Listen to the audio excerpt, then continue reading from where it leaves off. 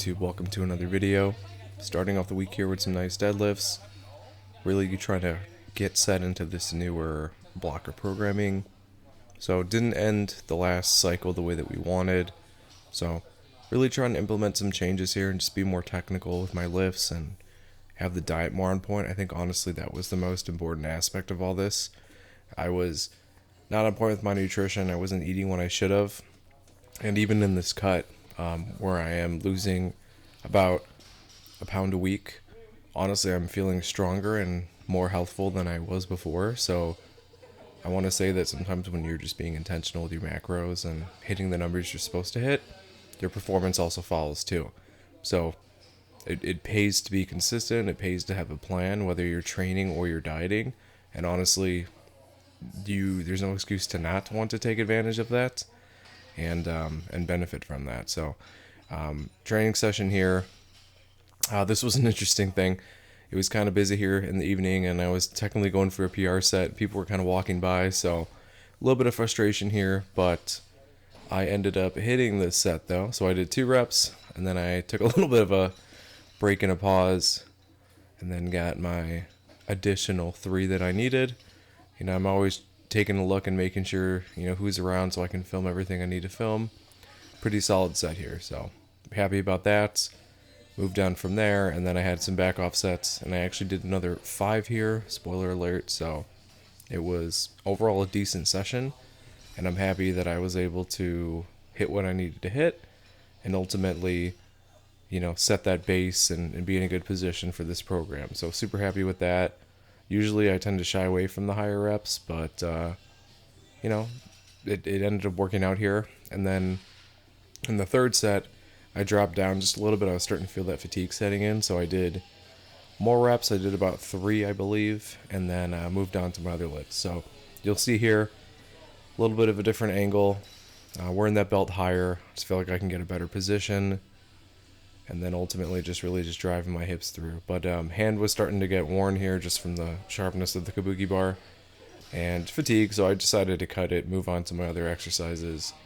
SSB here, like I said, once I decide exercises I like to do, I'm going to run them for as long as I can. I like making progress and being consistent with the similar lifts. It allows you to really, get efficient at them, make all the different gains, the technical adjustments, and become, great at them, and ultimately get as much activation and focus as you need on this. So really happy about that. And this is my preferred squat variation. I do like the barbell, but when I'm fatigued and when I'm feeling tired, I like having the handles. I feel like I can engage my upper back. I feel like I can really drive through more efficiently than I can with any other form. So whatever allows you to hit the most amount of weight consistently is honestly the lift you should be doing. And that's why there's variety, because we get bored. So you can change and you can do different exercises, kind of figure out what works for you and just keep doing it. So that's probably the biggest lesson here in the training, is find things you like to do. You're not going to look forward to the things you don't like to do. And ultimately, you will make progress if you add weight, reps, are consistent, injury-free, and then watch your diet in whichever direction. Eating more calories to build, less calories to lose some weight. So all depends on what your goals are. You just have to do the thing. And I've always been somebody who's done the thing. So probably the most consistent person I know when it comes to lifting. I don't make excuses. I try to modify things if they're not working to the way that I want. And ultimately, I just do whatever I can because my end goal in mind is to just get strong at everything. And I've accepted the failure on certain lifts when I've missed it, but that means I can come back and do it better the second time around or the next block. And some pen lay rows here. So this is something I really learned from previous blocks. I was not getting the activation, too much body English that I had in the other one, so I'm really stripping it down and being a little bit more strict with my form. So really enjoying how these are coming along. Occasionally I get some ad cramps and stuff, but it's been a fun little reset to not have to do such heavy weight. And again, this is for building speed off the floor and just lat tightness, and I've really enjoyed doing these, so I didn't want to leave them behind. I made some slight modifications, and we're going to build back up and get to where we were before. I think rowing 405 from the ground like this would be super cool. It's a little bit more strict, and then I did pull from a deficit just to kind of experience, see what I wanted to do. I think I'm not going to stick with the deficit. It was just too high. It's a weird movement when you start adjusting the height and things like that. So we're just going to pull from the floor, and I'm totally okay with that. That's not an issue on my end, and comfortable on my part. So I don't mind at all whatsoever. T-bar rows here per usual, and really starting to feel the fatigue on a lot of these. So I was taking my time. I may start adjusting grip. I may start doing other stuff as well too, though. Such as changing out the handle if I'm not feeling it. And then you can kind of see the fatigue manifest here. A little too much body English in the lat pull down, but honestly I was so fatigued in this workout. I was just trying to get through, and was still getting the contraction and the muscle pump that I wanted.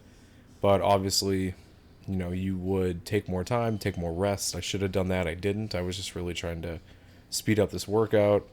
There was a delay in the beginning with the deadlift, so I was already starting to feel fatigued. And usually, if I'm not done with my main compounds by an hour and 20 minutes into the workout, then the fatigue starts to set in on the accessories. So transitioning into the second day, doing some overhead press here. And it was a weird start to the last week where I felt great coming into this. And then coming into overhead press here, I noticed on the warm-up sets I wasn't as efficient as I had been before, so I was a little confused as to what was going on. And so my top set here, this week everything is supposed to be 5 reps with at least the first set for my heavy compounds. And I knew the moment I pressed this, I'm like, ooh man, something's not right. And no rhyme or reason for exactly why I felt that way. I just felt like I wasn't able to generate the speed and power that I had. May have been the workout previous, so I cut them short, 3 here, and then I just stuck with that. I wasn't going to complicate it any further. You can always come back and do the weight thing too. So the good thing about these programs is you can modify. You can add weight, remove weight, whatever you need to do. Ultimately, what I'm going to do is I'm going to just, take note of this, do what I can with this weight, keep moving along in the program. Eventually, it will come together. We'll all kind of get back on track. Sometimes just getting into the groove after a deload and introducing all the volume, it can throw me off sometimes, but also that's what's provided most of the growth and has gotten me conditioned enough to be able to handle what I'm handling. And honestly, that's just come from experience where I've seen it happen. I used to call this week Hell Week, so to speak, where I'm reconditioning to the volume and also the heavy weights and stuff like that. So it's been a learning experience, so I know how my body works, and I've just kind of learned to deal with it. So still doing, at least in this week, I've since dropped this. I'm back to doing the barbell.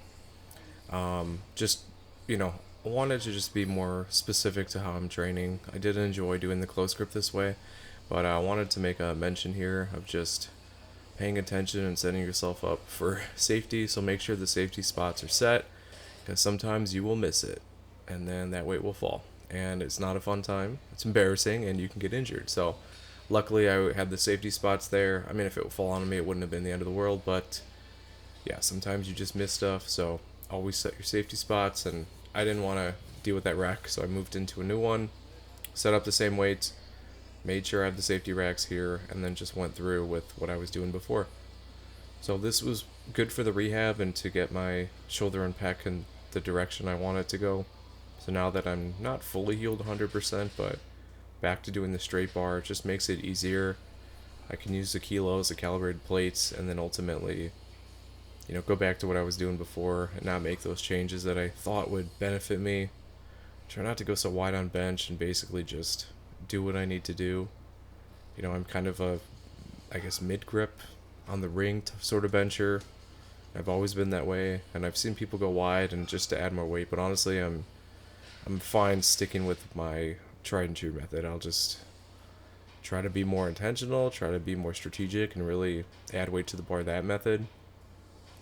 Just not as, focused on getting my bench up as much as I want. You know what I mean? There's a give and take. Right now I'm really focused on my squat and deadlift and just trying to perfect those. My bench, I know it's going to fluctuate with this cut and the body weight, so it's not out of my control though, but there's a lot of factors that are going to affect how it goes going forward. So pretty usual here, shoulder press as a supplement. Just really enjoying, just doing the bodybuilding stuff after the fact. It just kind of helps, it's the cherry on top of all the lifting. I think everyone should be doing the strong lifts, should be doing stuff to get stronger, and then also the bodybuilding stuff to just reinforce that strength with muscle. You don't have to do as much crazy volume as me, but that's just my preferred training. Alright, thanks for watching. See you in the next video. Like, comment, subscribe. Catch you next time. Thanks for watching the latest video. If you want to help support the channel, I actually own my own wet shaving and grooming e-commerce website where everything's handmade by me. It's www.apexsoaps.com, and you can get a 10% off code using wet shaver.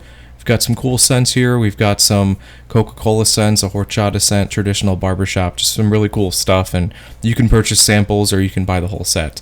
If you have any questions, feel free to reach out via email. Be quick to respond. Thanks for watching.